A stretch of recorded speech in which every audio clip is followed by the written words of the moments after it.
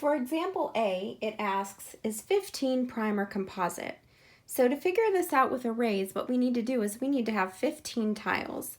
So I actually have 15 tiles that I have arranged into one possible array, which is one long rectangle. So remember, arrays are a way to visually show multiplication.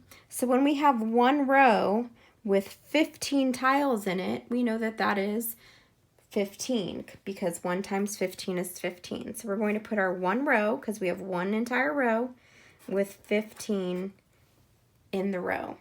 So then we have to say, can we do this with two different rows? Can we make a rectangle with two rows of tiles? So let's try it out.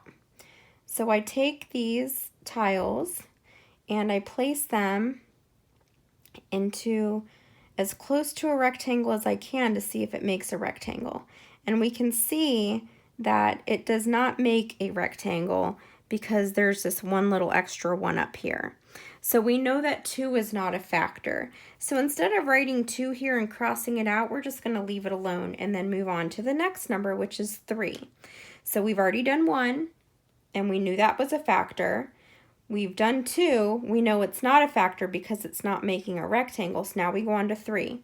So we take our tiles and we make 3 rows and see if we can do it. And look at that, we can make a rectangle with the 15 tiles. We have 3 rows with 1, 2, 3, 4, 5 in each row. So that means that on our T-chart, we can write 3 rows, that's one factor, times 5.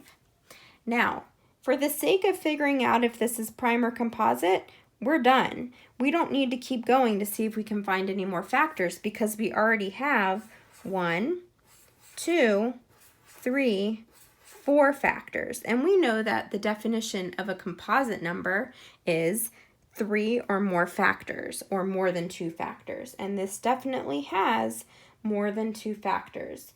So 15 is composite.